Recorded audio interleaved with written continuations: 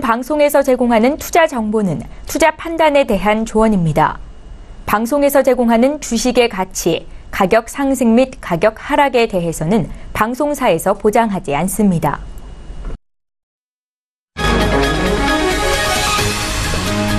이 시각 헤드라인 뉴스입니다. 김동연 부총리 겸 기획재정부 장관은 남북이 북핵 문제를 넘어 경제협력까지 가려면 여러 가지 국제사회의 협의와 합의가 필요하다고 밝혔습니다. 김 부총리는 또 유럽 부흥개발은행 EBRD에서 전화를 걸어와 과거 러시아 등 체제 전환국에 대한 지원 경험이 많다며 북한이 개방 또는 개혁한다면 참여하겠다는 뜻을 전했다고 말했습니다. 마이크 폼페이오 미 국무부 장관이 북미 정상회담의 세부 사항을 막판 조율하기 위해 약 40일 만에 다시 북한을 방문했습니다. 폼페이오 장관은 이번 방북에서 성공적인 북미 정상회담을 위한 조건들을 마련하길 바란다고 설명하며 북핵 해법을 놓고 북측이 요구하는 단계별 동시적 조치에 대해 미국은 잘게 세분화하지 않을 것이며 목적을 달성할 때까지 제재를 완화하지 않겠다는 방침을 재확인했습니다. 은행이 개인 사업자의 대출 유용 사례를 줄이기 위해 사후 점검 대상을 확대합니다. 은행연합회는 관련 TF를 구성해 오는 7월까지 은행권 개인 사업자 대출의 용도 외 유용 사후 점검 기준 개선안을 마련한 뒤 8월부터 시행키로 했습니다. 개선안에는 사후 점검 대상이 되는 대출 기준 금액을 낮추고 대출금 사용 내역표에 증빙 자료를 반드시 첨부하도록 하는 내용이 담길 전망입니다. 드루킹 댓글 조작 사건으로 비판을 받아온 네이버가 뉴스 편집에서 손을 떼기로 했습니다. 네이버는 뉴스로 시작하던 모바일 첫 화면을 올해 3분기까지 검색 위주로 재편하고 실시간 급상승 검색어도 첫 화면에서 삭제해 원하는 이용자가 직접 클릭해 볼 수 있도록 바꾸기로 했습니다. 댓글 작성은 사용자가 뉴스를 클릭하면 해당 언론사 페이지로 이동하는 아웃링크 방식을 적극 도입해 언론사가 댓글 작성 방식 등을 스스로 결정하도록 할 계획입니다.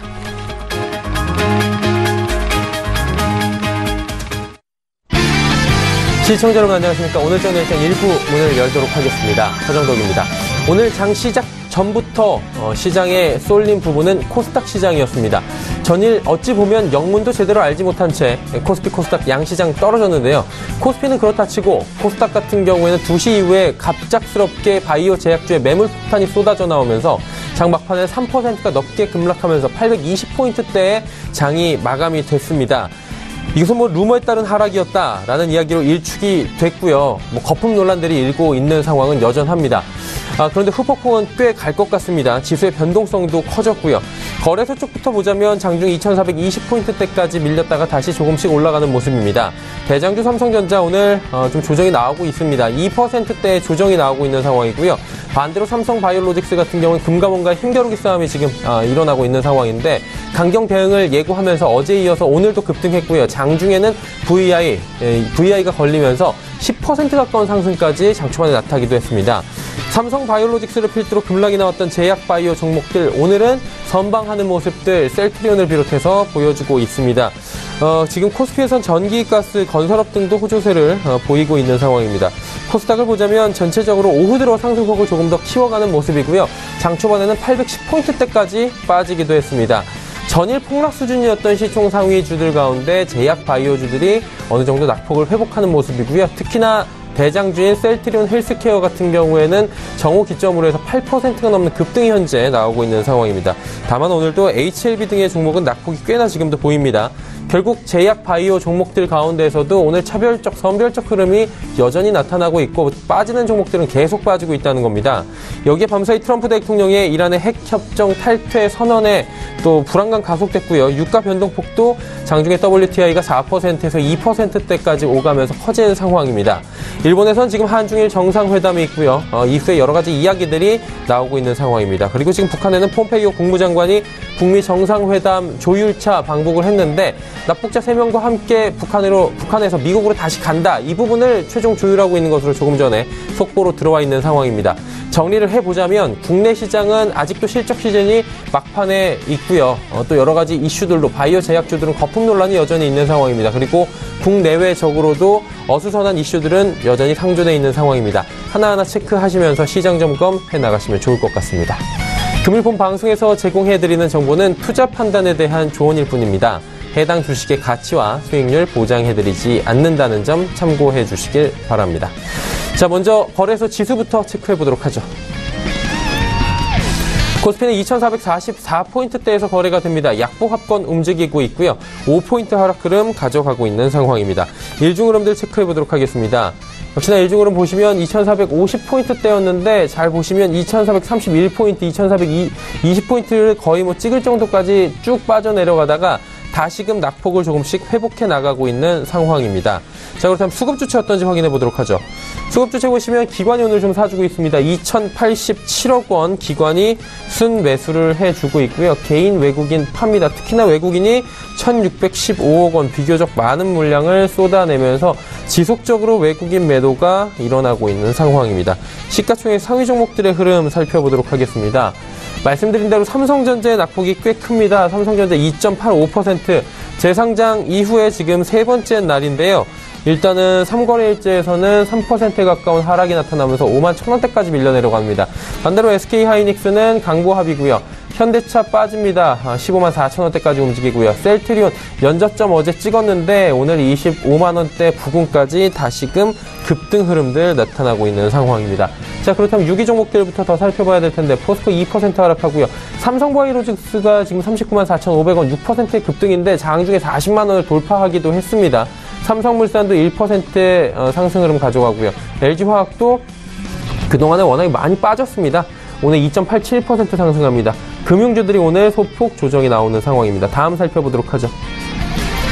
네이버, 한국전력 하락하는데 네이버 같은 경우에는 지금 아웃링크 방식을 도입을 한다라는 얘기가 나왔는데 또다시 회자가 되다 보니 장중에 상승해서 하락으로 지금 전환이 된 상황이고요. 한국전력도 1.9% 빠집니다. 신한지주 역시나 빠지고 있고요. 다음 살펴보도록 하죠. 코스닥 시장입니다. 코스닥 시장은 841포인트대까지 올라가면서 전일 워낙에 낙폭이 컸기 때문에 기술적 반등이 좀 오후 들어서 잘 나오고 있는 상황입니다. 840까지는 회복을 하는 모습 보여줍니다. 자, 그렇다면 일중 흐름들 봐야 될 텐데 말씀드렸다시피 장 초반에 오히려 하락 전환을 하기도 했습니다. 815포인트대까지 빠지면서 오늘도 또 하락하는 것이 아니냐라는 이야기가 나오면서 변동폭이 커졌습니다. 보시다시피 정말 급락, 다시 급등하는 흐름들, 변동성이 굉장히 큰 모습 보이고요. 이런 장에서는 개인들이 접근하기가 쉽지 않은 장이다라고 이야기가 나오는 상황이죠. 다행히 오후 들어서 상승폭을 더 키워나가고 있습니다. 자, 그렇다면 수급 주체 확인해 보도록 하죠. 외국인 기관 쌍끌이 매수입니다. 개인은 754억 원 팔고 있습니다. 그렇다면 시가총액 상위 종목들의 흐름 어떤지 살펴보도록 하죠. 말씀드렸다시피 대장주 셀트리온 헬스케어가 무려 8%가 넘게 올라갑니다. 그리고 장중에 하락 전환했던 6만 4천원대까지 빠지는 신라젠도 4.72%까지 올라가고 있고요. 하지만 HLB, 메디톡스는 빠집니다. HLB 그래도 낙폭 좀 만회를 했네요. CJENM 상승합니다. 다음 살펴보도록 하죠. 바이로메드, 펄어비스, 셀트리온 제약 올라가고요. 포스코캠텍이 오늘 무려 10%의 급등이 나오고 있습니다. 나노스 약보합입니다. 11위부터 15위 종목들 한 번 더 살펴보도록 하죠. 스튜디오 드래곤도 지금 상승 흐름 나타났고요. 카카오뮤직, 코오롱 티슈징, 컴투스, 휴젤까지 전체적으로 고르게 상승 흐름들 가져가고 있는 상황입니다. 원달러 환율의 흐름입니다. 1,082원대까지 올라가면서 원달러 환율 꽤 많이 올라갑니다. 원화 약세 일어나면서 어느새 원달러 환율은 1,080원 위에서 움직이고 있는 상황입니다. 국내 양증시 흐름 여기까지 살펴보도록 하죠.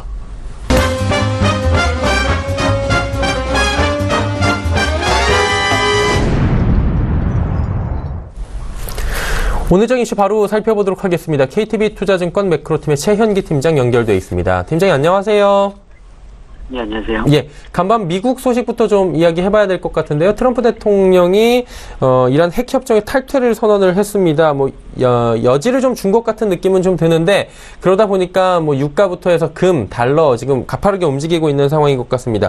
위험자산 선호 심리가 약화되고 있다라는 부분이 지금 제기가 됐습니다. 이 부분에 대해서 좀 짚어주시겠습니까? 말씀하신 대로 지금 어제 이제 트럼프 대통령이 이제 백악관에서 발표한 성명에 따르면 일단 기존의 이란 핵 협정에서 이제 탈퇴한다는 발언을 했고요. 결국에 기존 이전 정권 오바마 정부 때 설정되었던 이제 핵 협상을 이제 언론에서 다시 시작하겠다라는 쪽의 의견을 제시를 한 것으로 보고 있고요. 그러니까 결국 독일이라든가 영국이라든가 프랑스 쪽에서는 계속적으로 이제 수정 보완된 핵 협정에 따라서 이제 진행되기를 원했었는데 이제 미국 쪽에서는 조금 더 강한 어떤 좀 더 완전 무결한 어떤 핵폐기를 좀 주장을 하고 있는 거고, 이런 것들이 이제 결국 이제 이란 뭐 핵폐기 문제뿐만 아니라 이제 북미 정상회담을 앞두고 북한과의 이제 그 핵폐기와 관련돼서 조금 더 이제 압박을 주는 어떤 그러한 좀 시그널로 받아들이면 될 것 같고요.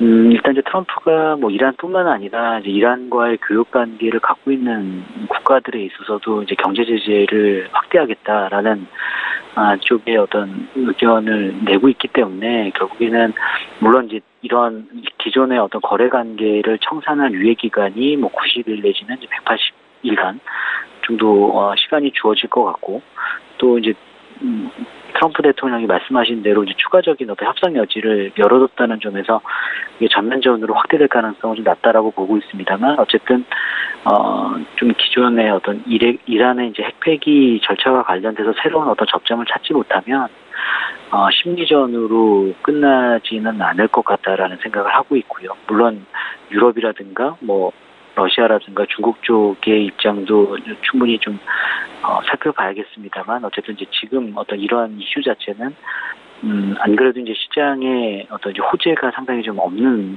상황에서 이러한 어떤 좀 돌발 악재는 조금 시장에 좀 부정적인 영향을 미칠 가능성이 높고, 뭐 환율이라든가 말씀하신 대로 유가라든가 이러한 쪽의 어떤 가격 변동성 확대로 좀 이어질 가능성이 높지 않나라고 보고 있습니다. 네. 달러화 여쭤봐야 될 것 같은데요. 그 달러화에 대해서는 지금 강세 압력이 좀 높아진 것 같습니다. 그러다 보니까 환율의 변동성이 굉장히 지금 심화되고 있는 부분이 있는데, 이 부분 조금만 더 구체적으로 짚어주시겠습니까? 그러니까 지난해는 물론 미국 경기의 회복세도 진행이 됐었습니다만, 이제 유로존 쪽에 독일을 중심으로 해서 뭐 과거 이제 재정 위기를 겪었던 스페인이라든가 이탈리아 쪽 유로존 주요국들의 이제 동반 회복세가 지속이 되면서 사실상 그 모멘텀으로만 비교하면 유로존 경기가 좀 우위를 좀 나타내기도 했었고, 또 생각보다 22에서 좀 연준 못지않게 좀 매파적인 스탠스를 보였기 때문에 지난해까지 이제 유로화의 어떤 강세 압력이 상대적으로 높았었는데, 지금 이제 그 반대의 흐름이 좀 나타나고 있는 거죠. 미국의 경기 모멘텀은 좀 생각보다는 계속 좀 견조한 흐름을 좀 나타내고 있고, 물론 이제 트럼프 정부의 세제 개편안 조과라든가 뭐 지금 트럼프 정부가 내세우고 있는 좀 무역 통상 압박, 이런 것들이 좀 미국 경기에는 좀 이롭지 않을까, 단기적으로 어떤 그런 부분들이 좀 영향을 많이 받고 있는 것 같고요. 여기에 결국에 ECB는 오는 9월에 테이퍼링을 종료하지만 통화정책 정상화 과정을 밟아나가기에는 내년 하반기 이후가 되지 않겠냐, 빨라도. 다만 이제 미 연준은 뭐 금리 인상 가속화에 대한 우려가 있긴 합니다만, 적어도 어쨌든 연내 2차례, 내년에 3차례의 어떤 추가 금리 인상 경로가 예상되어 있기 때문에, 이전과는 다르게 이제 이런 부분들, 또 미국과 독일, 뭐 유로존 금리와의 어떤 스프레드, 이런 것들이 좀 환율에 좀 영향을 미치면서 달러화가 이제 93선까지 인덱스 기준으로 올라왔고요. 이런 부분들이 좀 더 연장된다면 아무래도 뭐 국내 원달러 환율이라든가 신흥국 통화의 좀 약세의 기조 자체는 조금 더 이어지지 않겠느냐라고 보고 있습니다. 네. 종합적으로 이제 판단을 해볼 때 전략들 간단하게 어떻게 가져가면 좋을지 짚어주시면 좋을 것 같은데요. 어떤 방향성을 갖는 게 좋을까요? 지금 뭐 미국 쪽을 보면 어쨌든 좀 부정이나 부침은 있었습니다만, 기술주 중심의 상승세가 좀 지속이 되고 있기 때문에 국내 역시 뭐 IT 업종에 계속적으로 좀 긍정적인 접근이 필요한 상황인 것 같고요. 좀 단기적으로 좀 다른 종목들은 상당히 좀 짧은 순환의 과정을 계속 좀 반복하고 있기 때문에, 또 그간 그 남북 정상회담에서 가시적인 성과를 이뤄냈다는 점에서 좀 남북 경협주들이 그간 퍼포먼스가 상당히 좋았는데, 좀 이런 부분들이 좀 다소 꺾이고 있고, 또 이제 바이오주가 어제 뭐 급락을 한 부분에 있어서 이제 반등은 하고 있지만, 뭐 기술적인 반등 이외의 의미를 찾기 어렵다고 본다면, 좀 다른 업종들은 좀 쉽게, 그러니까 좀 빠른 회복세가 좀 어려울 것 같고요. 지금 중국과의 어떤 관계 개선에 따른 뭐 한국 뭐 단체 관광, 뭐 허용 금지된 부분이 풀리는 부분, 이런 것들을 감안하면 센티적으로 보면 중국 관련 소비주 쪽이 좀 단기 트레이딩하기에 좀 괜찮지 않을까라고 생각하고 있습니다. 네, 알겠습니다. 전략들까지 간단하게 들어봤고요. 오늘 말씀 여기까지 좀 들어야 될 것 같습니다. 팀장님 고맙습니다. 감사합니다. KTB투자증권 매크로팀의 최현기 팀장이었고요. 이슈 칼럼 이어집니다.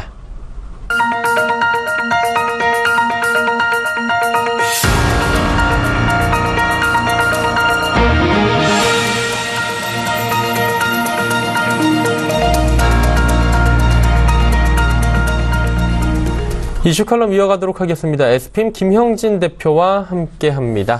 대표 안녕하십니까? 네, 안녕하십니까? 예. 국내적으로도 여러 가지 정치적인 이슈나 실적 이슈들도 있는데 국내외적으로 볼 때도 참 이슈들이 요즘에도 시끌시끌한 것들이 많이 있는 것 같습니다. 그러다 보니까 이런 핑계 저런 핑계로 글로벌 증시가 조정이 가는 게 아니냐 이런 얘기들도 나오는데 이 부분에 대해서 대표님께서 좀 정리를 해주시면 좋을 것 같아요.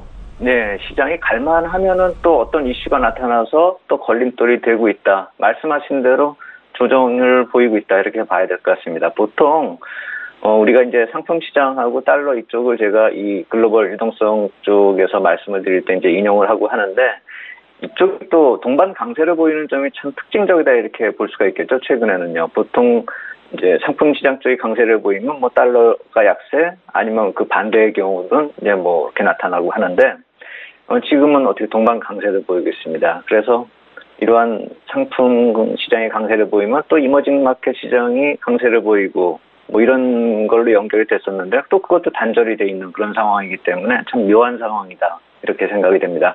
글로벌 자산 시장에서 그동안에 흘러왔었던 일반적인 모습에서 약간 좀 이탈되고 있다. 이렇게 봐야 될 것 같은데 그것에 대해서 한번 생각을 해봐야 될 것 같습니다.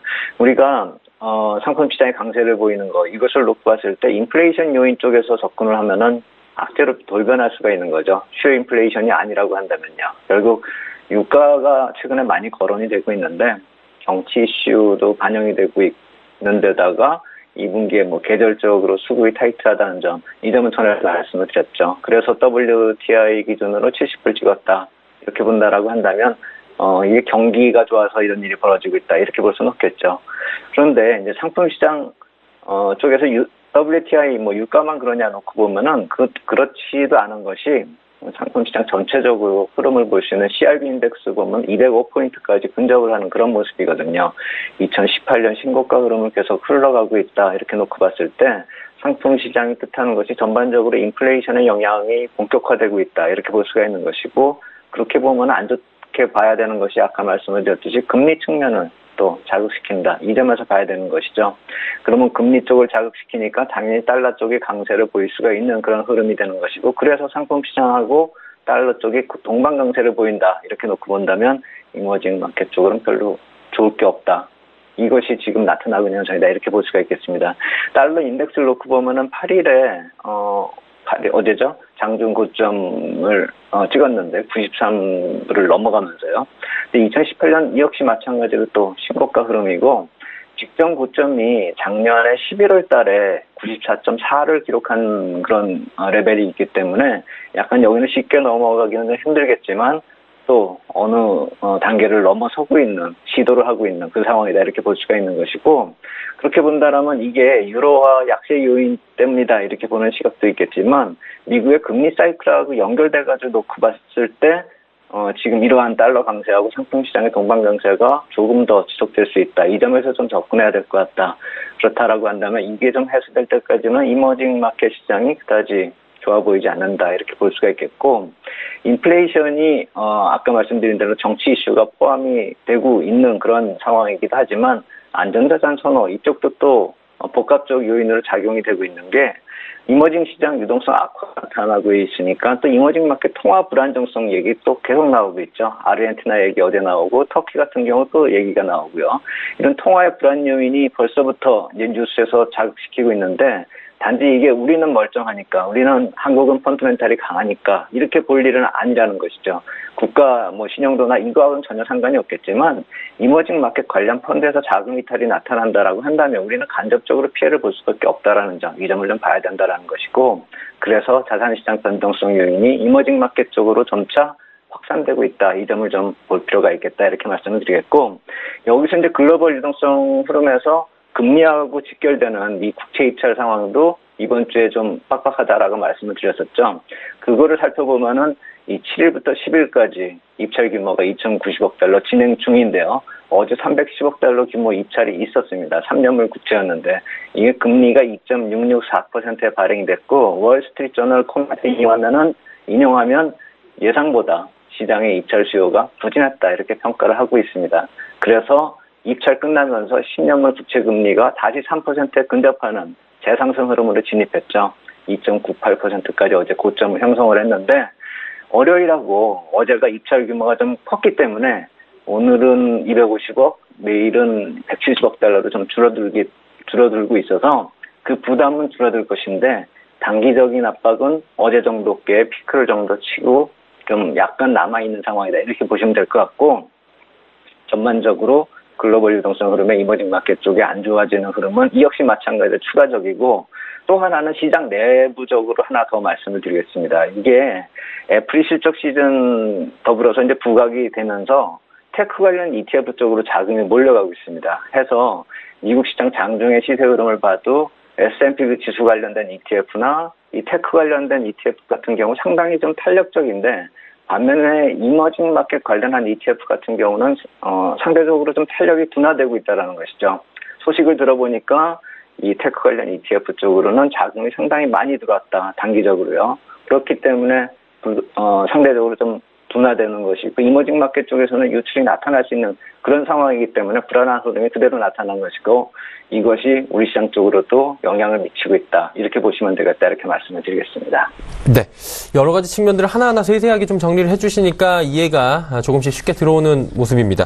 이제 우리 시장 투자 심리 위축 부분 여쭤봐야 될 것 같은데 보니까 벌써 내일 옵션 만기일이 있는 것 같고요. 그러다 보니까 이게 내일 옵션 만기일이어서 일부러 작업하는 게 아닌가라는 느낌을 지울 수가 없다라는 분들도 계시더라고요. 변동성 확대는 뭐 당연한 것 같은데 어떻게 보는 게 좋을까요? 네. 오늘도 이렇게 만들어 가고 있는 상황이다라고 생각이 들기도 합니다. 이 지수대를 놓고 보면은 어디까지 끌고 내려갔다가 다시 돌려세웠다가 또 다시 끌고 내려가는 그런 모습 보면은 지수 어느 목표를 가지고서 가고 있는 그런 상황으로 볼 수도 있습니다. 물론 그런 증거가 없기 때문에 확정적으로 말씀은 못 드리겠지만 옵션 만기일 영향은 오늘부터 이미 반영이 되고 있다. 오늘 변동성이 그래서 생기고 있다. 이렇게 보시면 될 것 같습니다. 이 코스닥 시장 쪽이나 업종이나 종목별로 이렇게 놓고 봤을 때 투매 현상이 나타나는 그런 경우가 최근에 좀 불안한 그런 상황이고 거기다가 옵션 만기일이 겹치니까 더 불안하죠. 근데 이제 여러 가지 이유가 있겠지만 가만히 놓고 보면은 그 모든 것이 다 지나가는 요인이고 나중에 향후에 돌아보면은 그때가 그랬었지라고 볼 일이다. 이렇게 말씀을 드리고 싶은 게 계속 얘기가 나오고 있는 신용 과다의 문제.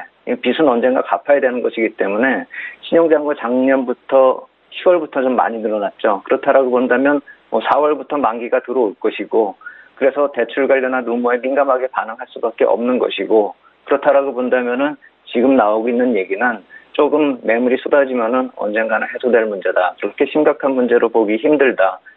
물론 신용잔고를 가지신 분들은 걱정이 되시겠지만 어떻게든 이 상황을 좀 벗어나면서 기회로 이용할 필요가 있겠다 이렇게 말씀을 드리겠고 5월 3일 기준으로 한 13조 3천억 최대치 기록을 했죠. 그런데 5월 8일 기준으로 12조 1천억으로 좀 줄어들었으니까 최근 한 3일 동안 많이 줄어들었죠. 또 이렇게 또 며칠 줄게 되면은 어느 정도 숨통을 돌릴 수 있는 상황이고 이런 신용잔고 얘기는 또 어느 한순간에 잦아들 얘기다. 이렇게 보시면 되겠고 너무 공포스럽게 볼 필요는 없이 수급이 꼬이면 과거에도 항상 이런 일이 나타났었고 투매 몇 번 거치면 매물 소화되면서 안정 찾는다 이렇게 보시면 될 것 같고 내일 옵션 만기일이요. 말씀하셨듯이 평소 같으면 별로 부담스럽지 않겠지만 지금 이렇게 투자 심리가 민감하고 크지 않은 물량에도 악영향이 확대될 수 있기 때문에 좀 부담스러운 상황이고 가만히 차익거래 이렇게 놓고 보면은 사실 내일은 순수하게 봤을 때 좀 매수가 들어올 수 있는 그런 수치를 기록하고 있습니다. 차익거래가 1,200억 매도고 비차익거래가 어제까지 1조 3천억이고 이 정도 수치를 놓고 보면 한 3천억 정도 많으면 5천억 정도까지 들어올 수 있는 그런 상황인데 그걸 단순히 옵션 시세하고 이렇게 연결시킬 일이 아니라 당일의 그 베이시스하고요. 미니 선물하고 연결이 되기 때문에요.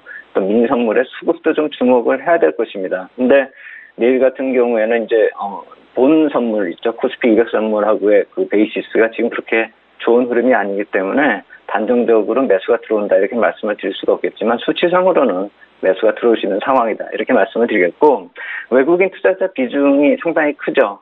지금 거래소나 뭐 코스닥이나 거래소 같은 경우 30%, 코스닥은 7%인데 선물옵션 시장의 65% 정도 비중을 차지하고 있어서 이쪽을 좀 간과할 수가 없다라는 점. 결국 삼성전자 액면 분할 이후에 재상장 과정에서도 베이시스가 좀 크게 악화됐었는데 그런 것이 베이시스가 어느 정도 시세를 나타내고 있었다. 결국 삼성전자의 약세가 선물 시세에 이미 반영이 되고 있었다. 이런 점을 놓고 보면 지금 최근에 나타나고 있는 파생상품의 시장의 영향력, 외국인과 더불어서 상당히 적지 않다. 지금 선물 시장은 많이 파생상품 시장이 약화됐다 이렇게 놓고 보지만 실질적으로 영향을 미치는 게 적지 않다라는 점에서 내일 옵션 만기일도 어느 정도 관심 있게 좀 지켜볼 필요가 있어 보이고 파생상품 시장 쪽에 직접 참여하지 않더라도 이런 중기 추세의 시그널 정도로는 어느 정도 참고할 필요가 있겠다 이렇게 말씀을 드리겠습니다.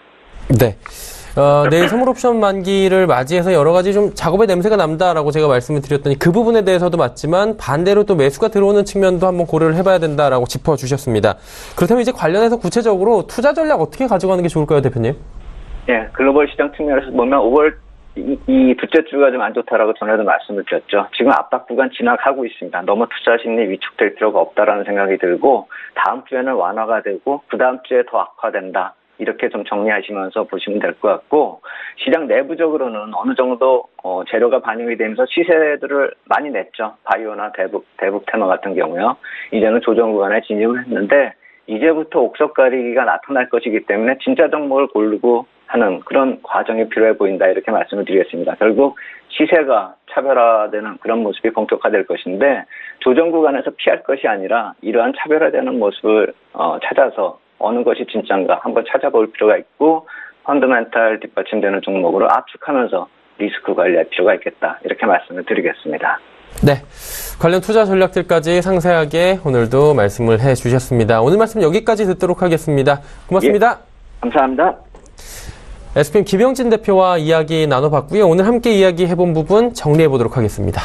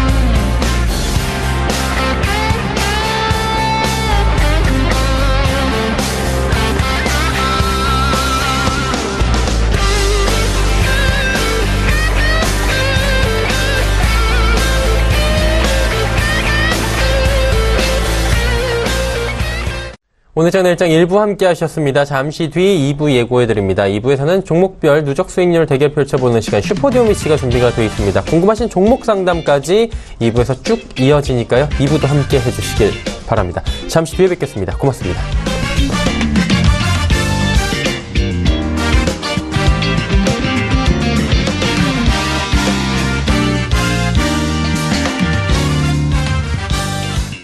본 방송에서 제공하는 투자 정보는 투자 판단에 대한 조언입니다.